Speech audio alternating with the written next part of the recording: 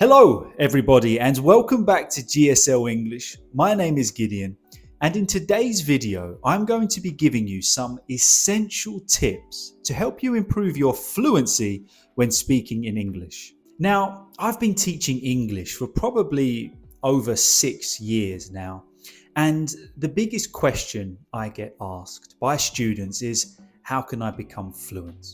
Or how can I speak English more fluently? So what I'm going to do today is I'm going to share some tips that I think will really help you to improve your fluency. But not only your fluency, they will help you to feel more confident in speaking as well. Let's get straight into it with tip number 1, which is understand what fluency actually is. Okay, so that is the first tip. Understand what fluency actually is.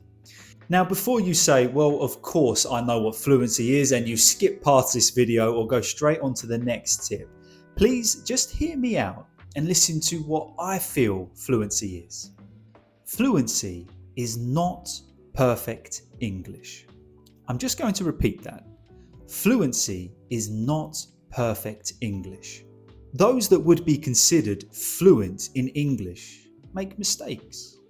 They perhaps mispronounce words or make grammatical errors here and there, even if it's their native language, but they would still be considered fluent speakers of English. So what actually is fluency? Well, in my opinion, fluency is the ability to naturally, effectively, and smoothly communicate in English. Fluency is when we are not always trying to find words. It might happen now and then, but not all the time. Or we're not always having to use Google Translate. Or we're not always constantly making mistakes that is affecting our flow. Fluency is speaking in a natural, smooth, and rhythmic way. I found this great definition on languagetesting.com that I'd like to share with you. Now, excuse me while I put my glasses on because I'm practically blind. Now, let me just share this definition with you. Someone fluent in a language can easily string words together into coherent thoughts. The words will form a followable rhythm without sporadic starts and stops. In other words, the language flows from the speaker with relative ease. They don't stumble on their words when trying to form a logical phrase or sentence. What a great definition. The words will form a followable rhythm. And that is exactly what fluency is. It's rhythm. It's flow when we are speaking. And really that is quite comforting because it's not about perfect enunciation all the time. It's not about perfect English. But fluency is about developing rhythm and flow to our English. That is what we are looking for, to communicate and speak in an easy way, in a smooth way that is easy for our listener to take in. We express our thoughts and our opinions with emotion from the heart, with rhythm and flow. That is what fluency is. So tip number 1, understand what fluency actually is. It is not perfect English.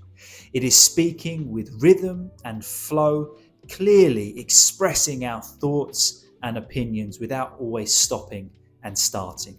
That is fluency. And that really leads us nicely into tip number 2, which is stop focusing on mistakes. Now you might say, Gideon, every teacher says this, stop focusing on mistakes. There's so many YouTube videos out there that put across this point. And there's a reason why everybody says stop focusing on mistakes to be fluent. And that's because it's true. We have to get out of the habit of always focusing on our mistakes. Because for some reason, they become the main point when we walk away from a conversation in English. We walk away thinking, oh, I shouldn't have said this. I made that mistake. Oh, it's so frustrating. And isn't it true that as humans, we have a tendency really to be our own worst critic? We beat ourselves up and we are very harsh on ourselves. But why? Because when I'm talking with my friends in English, we are talking naturally. We make mistakes. We mispronounce words. Perhaps when you speak in your native language, It isn't always perfect, is it? You make a mistake in pronunciation here and there, a grammatical mistake, but you don't care. But when it comes to making mistakes in our second language, oh no, the whole world falls apart. Why is that? We need to have the same attitude towards making mistakes in our native language as well as our second or third language. But the reason we are so harsh on ourselves is because we're putting time in. We're putting effort to really not make mistakes. But we have to accept that mistakes are going to happen. Mistakes are always going to happen. As long as we are trying to speak fluently, we will make mistakes. Mistakes here and there are not a problem. Now, we might mispronounce a word, we might make a grammatical error, our sentence might not be perfect, but the most important thing is that we speak with rhythm and flow. So the occasional mistake is going to happen. Now, if we are repeatedly making the same mistake, then that's an area that we need to work on. If we are repeatedly making the same mistake, then okay, we can improve in that area. But we don't focus on it. We just enjoy the conversation. Don't let mistakes ruin any conversation we have. Just go for it and see what happens. But also, when we focus on mistakes, we start to fear them. And that fear of making a mistake can stop us speaking altogether. And we really don't want that. So that is tip number 2.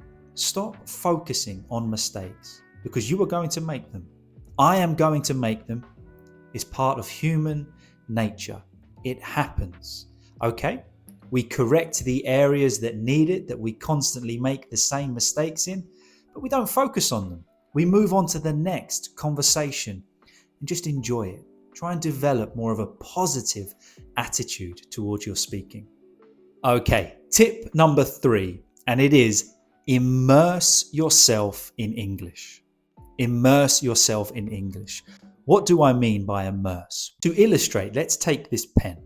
Now, if I was to put this pen in a bowl of water, it would be completely surrounded by water, wouldn't it? There's nothing else in there apart from this pen being surrounded, completely immersed in water. Water is all around it until I take that pen out of the bowl of water. That is what we want to try and do with the English language at every opportunity. Immerse ourselves in it. We want to be completely surrounded by the English language as much as possible. And okay, the reality is we do have to go to work where perhaps we have to use our native language. Maybe with family members, friends. There's situations where we can't speak English. But what about when we are not in those situations? We want to immerse, be completely absorbed in the English language. So when we are traveling to work, whether that's walking, driving, getting the bus or getting the train, listen to something in English, something you enjoy. Find a podcast, listen to English music, audiobooks. When you are cooking, something in English. When you are exercising, something in English. When you're sitting down and relaxing and you want to read in English. Basically, every opportunity we have, do something in English. Listen to something in English at every single opportunity. And there is a big reason for this. The reason is that we are constantly feeding our brains with the English language. Okay, so let's imagine we are cooking, we have an English podcast playing, or the radio is on.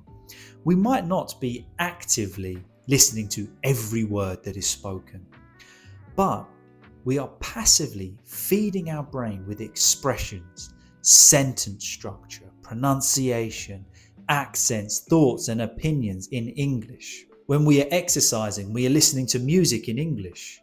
We are again passively feeding our brain with the English language.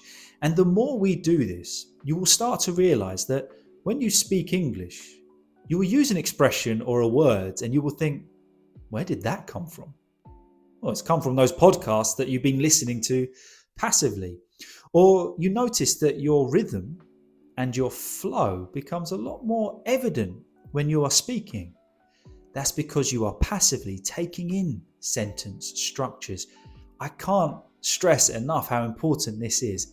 Immerse yourself in the English language, actively and passively. So try and get into the habit of doing this. Putting an English podcast on when you're not doing anything else. When you're traveling to work, English. When you're cooking, English. When you're washing your car, English. You get the idea. Just every opportunity, immerse yourself in the English language. Be completely surrounded by it. Okay, tip number 4, read aloud. Now, this is a tip that I really want you to put into practice. And again, there is one big reason as to why. Fluency is more than just understanding the language. It is about muscle memory. What do I mean by that? Well, we need our mouth to get used to moving in the way that it needs to when we speak English. Because, for example, if our native language is French, Italian, Spanish, our mouth moves in a certain way. But for English, it will be different. So we need to get our mouth and our brain used to moving in that way. And the best way to do it, of course, we can have conversations. That's one thing. But reading aloud. And that means reading out loud, not in your head. Sometimes this can be a bit of a strange thought, but once you get used to it, it's a superb exercise. Now, before we go into how we can do this, the one thing I do recommend doing is finding something to read that you enjoy. For example, I love cars, so I'll read a book on cars or an article on cars. If you like fantasy or science fiction, read something about that. Find something that you want to read. We don't have to make it arduous for no reason. Enjoy the process. And a great exercise we can do is shadow reading. Now, shadow reading is repeating after somebody else. Now, shadow reading is fantastic because not only can we improve our pronunciation, we can improve our rhythm and flow because we imitate the way sentences are read out loud. We imitate their connection, the way words are blended together. And that helps us to develop that smooth and fluent English that we are looking for. Just as a note, I do have videos that will help you to give this a try. So, go through my videos, give them a like and try shadow reading with me. Let's give this a little practice now. We're going to read a sentence. But notice, I don't read the words individually. They are blended together. For example, this is the sentence. They wandered into a strange tiki bar on the edge of the small beach town. Okay, I know it's a weird sentence, but go with it. Now, I didn't read that as the individual words, did I? They wandered into a strange tiki bar on the edge. It sounds weird. It's robotic. We're not robots. So when you shadow read, you want to read out loud, not just individual words, but the whole structure, the combination of words. For example, repeat after me now. They wandered into a strange tiki bar. Blend it together. On the edge of the small beach town. Really get the feeling and the rhythm of that sentence. That is shadow reading, and that is what I want you to try. So reading it aloud really is essential because we're not only learning the English language, we are training the English language. And that is a big thing. We want our brains and our mouths to get used to speaking. And the more we do this, the easier it is for us to produce free, fluent, and smooth sentences. And that is what makes us fluent. So there you have it. There are some tips that I wanted to share with you that will help you to develop your fluency. The first tip, understand what fluency actually is. It's not perfection, but it's speaking in a coherent, rhythmic way with flow, without a lot of stops and starts. That is what fluency is. Second tip, we're going to make mistakes. Get over it. It happens. We all make mistakes. Please don't focus on them. We can use our mistakes to see areas that we do need to improve, but don't focus on them. Just keep going. Keep trying. The third tip, immerse yourself in the English language whenever and wherever you can. And the fourth tip, read aloud. as much as you can, read aloud. So please let me know in the comments, which of those tips are you going to try? But also let me know, are there any tips that you would like to suggest to everybody? Share them, please. Tips that have helped you.